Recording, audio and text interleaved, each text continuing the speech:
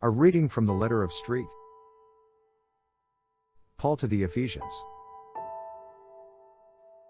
Brothers and sisters, I, a prisoner for the Lord, urge you to live in a manner worthy of the call you have received, with all humility and gentleness, with patience, bearing with one another through love, striving to preserve the unity of the Spirit through the bond of peace.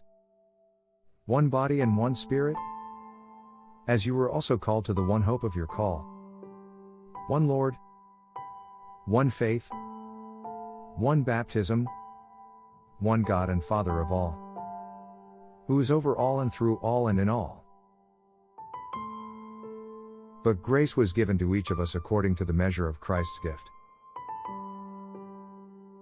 And he gave some as apostles, others as prophets, others as evangelists, others as pastors and teachers, to equip the holy ones for the work of ministry, for building up the body of Christ, until we all attain to the unity of faith and knowledge of the Son of God, to mature manhood, to the extent of the full stature of Christ.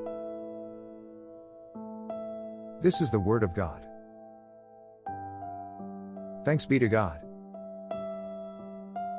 A reading from the Gospel according to Matthew. As Jesus passed by, he saw a man named Matthew sitting at the customs post.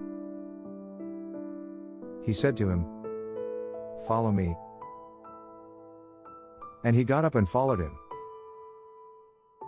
While he was at table in his house, many tax collectors and sinners came and sat with Jesus and his disciples. The Pharisees saw this and said to his disciples, "Why does your teacher eat with tax collectors and sinners?" He heard this and said, "Those who are well do not need a physician, but the sick do. Go and learn the meaning of the words, 'I desire mercy, not sacrifice.' I did not come to call the righteous but sinners." The Gospel of the Lord. Praise to you, Lord Jesus Christ.